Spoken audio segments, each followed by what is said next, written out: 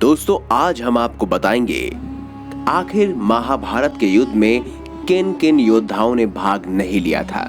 देखते रहिए द भक्ति, क्योंकि द भक्ति में ही है असली शक्ति।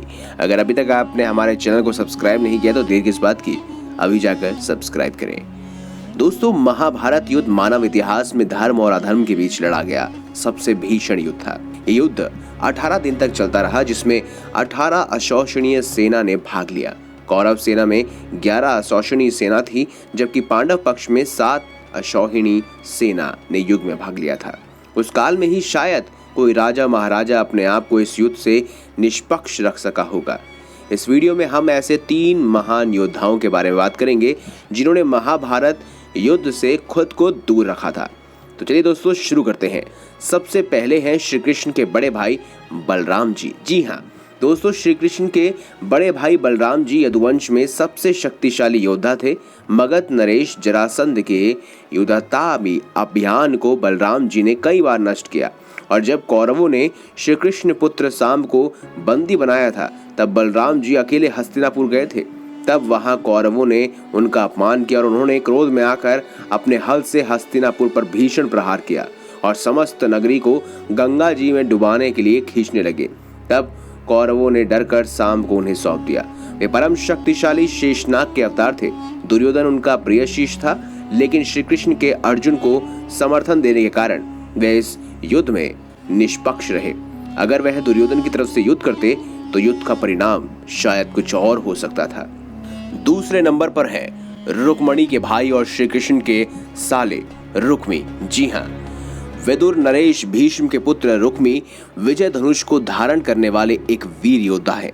जब उनकी बहन रुक्मणी का हरण श्री कृष्ण ने किया तब वह सेना लेकर उन्हें बंदी बनाने के लिए चल पड़े।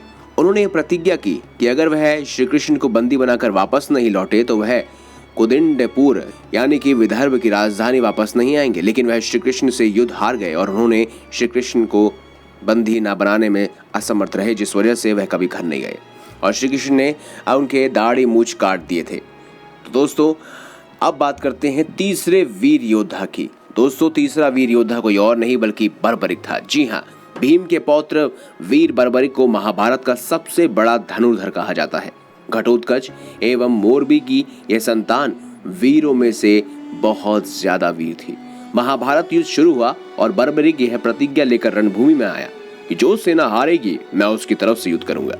जब बर्बरिक युद्ध के लिए कुरुक्षेत्र आने को निकले तो श्री कृष्ण बहुत चिंतित हो गए, क्योंकि श्री कृष्ण बर्बरिक की प्रतिज्ञा के बारे में जानते थे और वो ये भी जानते थे कि कौरवों की हार होने वाली है। अगर बर्बरिक ने कौरवों की तरफ से युद्ध किया तो बहुत बड़ा संकट हो जाएगा, क्योंकि बर्बरिक के कुल मिलाकर 3 बाण बर्बरिक के पास थे और वह तीनों बाण चाहते तो तीनों के तीनों बाण मात्र 3 मिनट में ही पूरे महाभारत को खत्म कर सकते थे। इसीलिए श्री कृष्ण ने ब्राह्मण रूप धारण करके कूटनीति से बर्बरिक के दान में उसका मस्तक मांग लिया और उसे महाभारत के युद्ध से लगभग हटा ही दिया था।